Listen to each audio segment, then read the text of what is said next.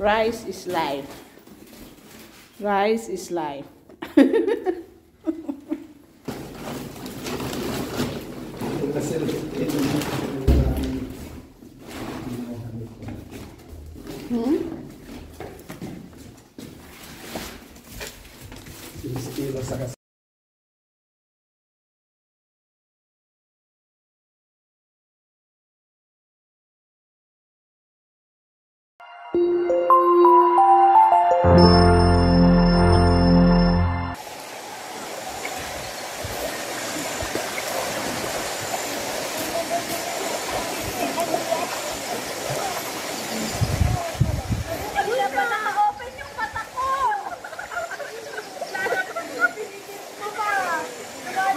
Malapit na ito.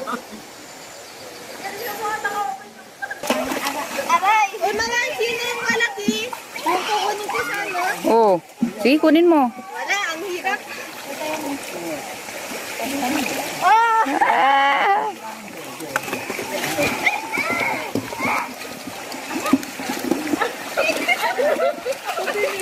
Nagpahinga lang.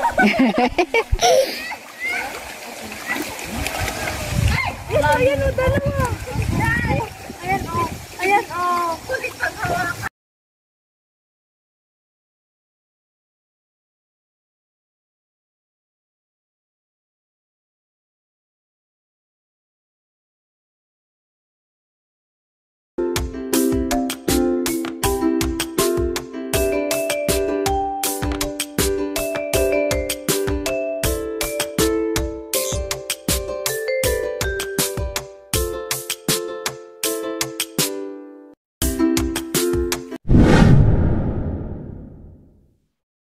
Hi guys! So for today's video, andito tayo sa Ifugao.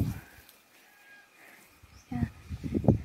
So sa mga past vlog namin, naipakita na namin yung wala pang nakatanim na mga palay, ganun. Tapos dun sa isang vlog ulit is naipakita na din na may mga nakatanim na pero wala pa mismo yung grains ng rice. So ngayon naman ipapakita namin yung meron na yung mga palay, yung may mga ganito na, for example.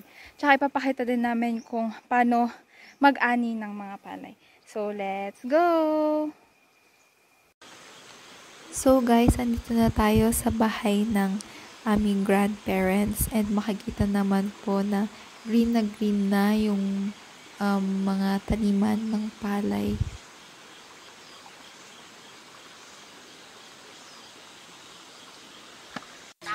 Ito naman yung gagamitin natin na pangkuha ng palay. Nakalimutan ko kung anong tawag dito pero matalim po yung metal na nakalagay dyan. Ipapakita ko sa inyo mamaya kung paano yan gamitin.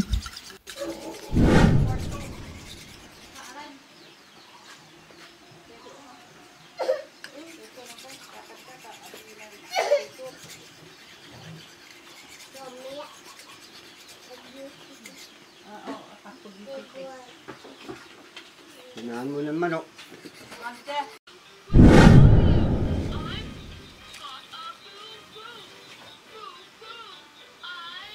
Nagpaturo ako kay Lola kung paano gamitin yung itong pangkuhan ng palay para mas madaling makuha ngayong palay. So, ganyan daw ang tamang paghahawak ng ganyan.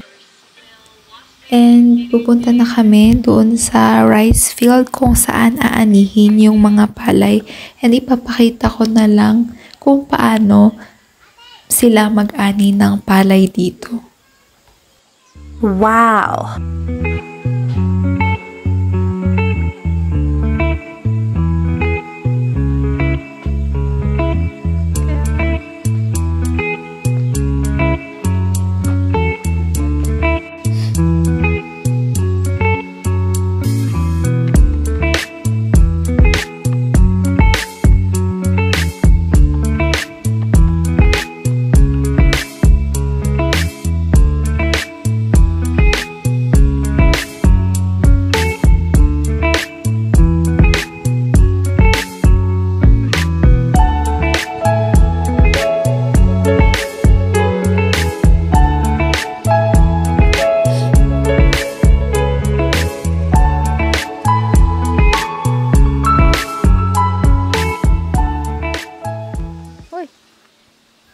By the way, guys, ako po yan, yung kumukuha nung, yan yung mga palay. And pwede ka lumusong talaga doon sa rice field na yon, pero hindi ako bumaba kasi hindi ako naka-proper attire dyan that time. Pero kung itatry nyo mag-ani, I suggest na magsuot kayo ng long pants, leggings, ganon, tsaka long sleeve kasi pag pinag-aani ng palay, tirik po yung araw and syempre masakit sa balat kung bababa tayo sa araw and magdala na rin ng sombrero. And mas maganda talaga na long pants lang gamitin, fitted man or hindi, basta napaprotektahan yung paa mo, yung legs mo kasi after nyan, pag ahon mo, makatipo siya.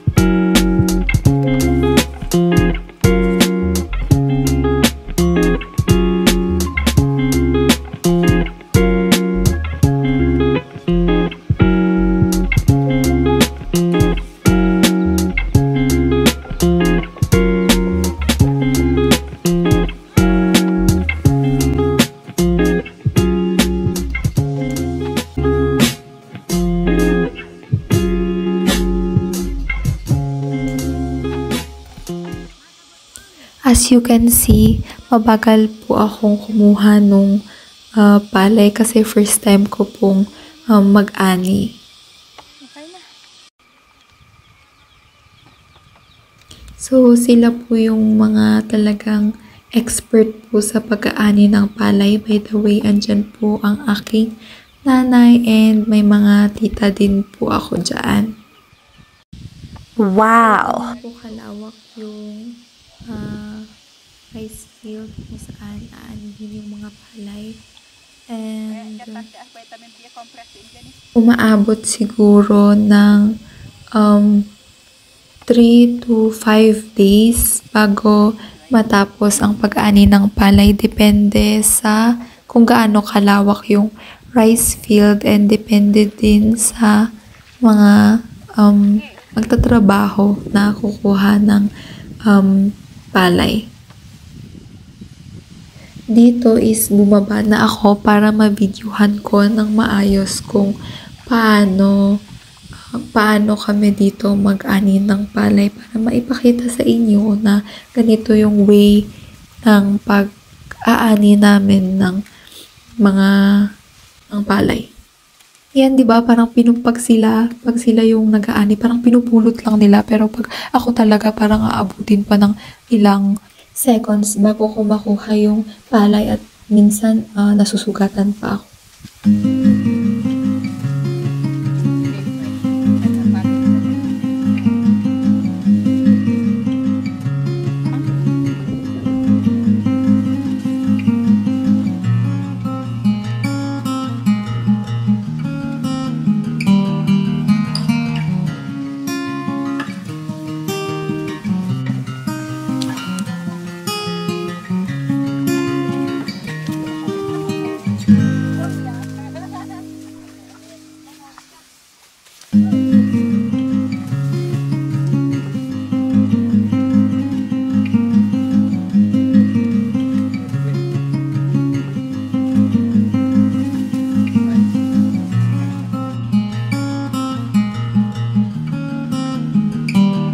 Then, after nila makaipon ng mga ilang bundles ng palay, is ipapagsama-sama naman nila.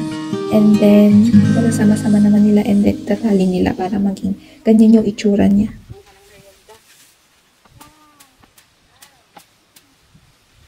After naman nila itatali, ititrim nila yung dulon.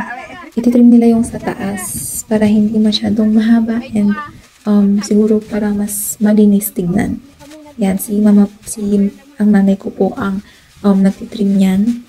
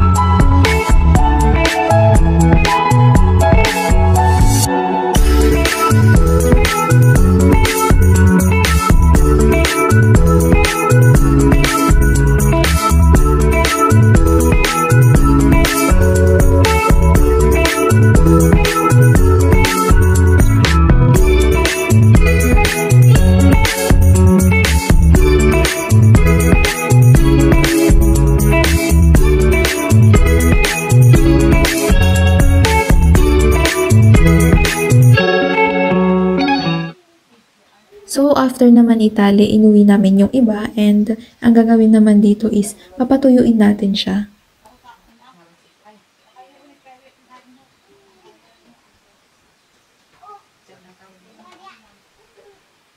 Pangalan niyo, Mama? Ayan guys, ito na yung mga tapos ng maipatuyo nung mga past days. And yan, nilagay lang nila sa kung saan hindi maaabot ng mga manok dito kasi madami ring manok ang aking lolo at lola.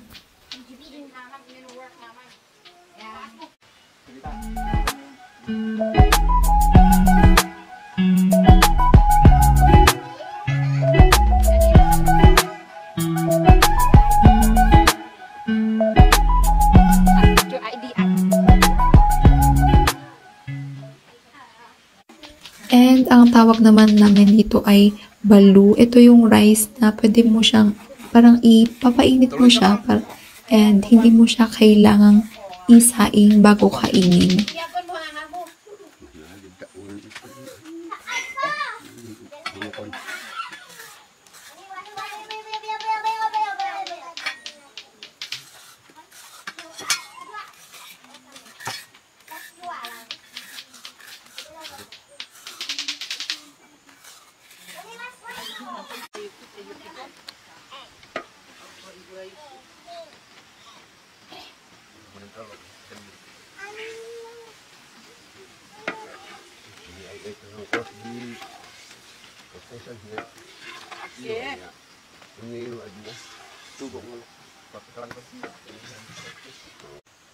Dito naman may mga iba't ibang tanim si Lola at isa na dito ang beans. Ito, kumuha kami ng beans na iuwi namin sa Baguio.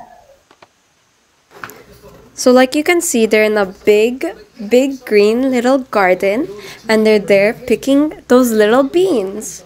So they're long, they're those green beans, and well, of course I've ate them before and they're really good, and they're picking it fresh out of the garden. So it's really fresh, like you can see. They're just gonna bring it home and cook it themselves. Unlike like us, we go here grocery shopping, but them, they're in the Philippines. It's beautiful, sunny, and it's the perfect time to go pick your own beans. You see that? They're picking it and bringing it home. They're picking their vegetables themselves. Wow!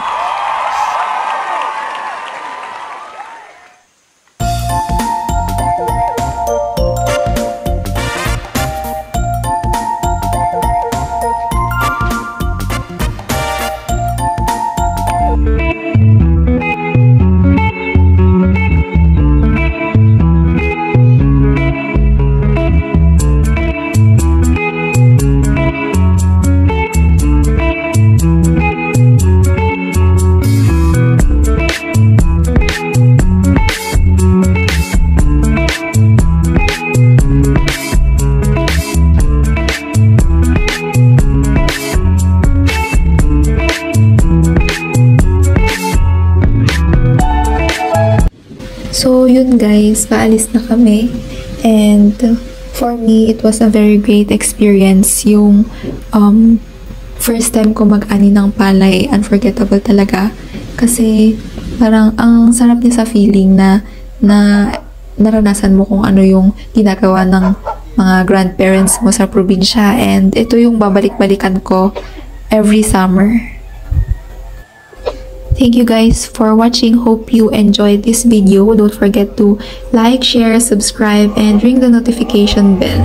Bye!